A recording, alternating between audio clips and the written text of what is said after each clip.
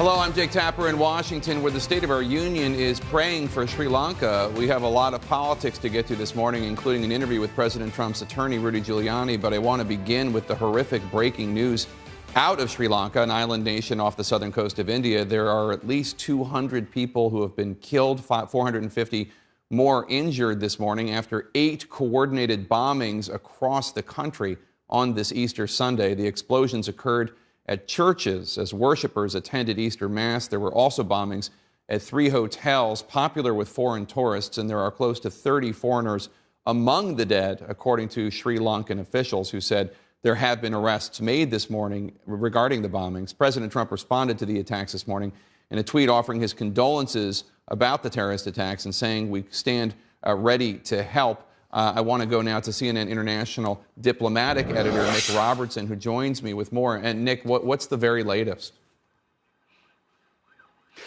Jake, it's still not clear who was behind the bombing. Very clear this was coordinated, that it was well planned, that these people were intending to send a very clear message on this one of the most holy days in the Christian calendar, Easter, that they were attacking Christians, not just people in hotels who might have been foreigners, but very clearly intent on attacking Christians. And it comes at a terrible week for the church. You've had the burning down of, or the partial burning down of the Notre Dame Cathedral in Paris. You have that arson attack on St. Patrick's Cathedral in New York just 2 weeks ago, and a church burnt down in Louisiana. You have the ongoing scandal within the Catholic Church about abuse that continues to rumble on. And here in Northern Ireland, just ahead of the Easter Republican parades commemorating the Irish overthrowing British rule in Ireland, police raids here in this city of Derry led to riots, youth throwing petrol bombs at police vehicles, and a group called the New IRA, that the police are branding a new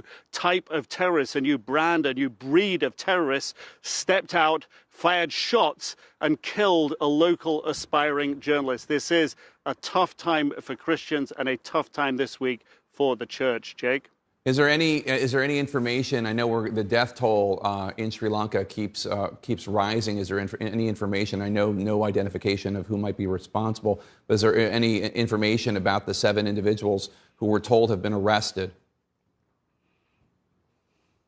So far not. What we do know is during one of the raids for arrests, that the police, the special forces team, were seen to be targeted by a suicide bombing or a bomb that was left attached to a tripwire or something as they went into one of the premises that they were searching. So clearly this group knew that the police were going to come after them. The police had a pretty clear idea where they were, but precisely from the government who these people are.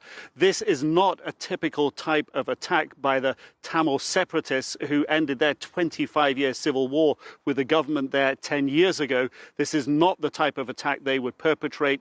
They were more of a secular type organization. It has the hallmarks of ISIS. ISIS was already crowing about it in its propaganda, as it always does, but there's no indication confirmed yet that this would be, that this is ISIS. Obviously concerns high, and we know the Sri Lankan government a few years ago warned about possible growth of small, very small ISIS cells in their country.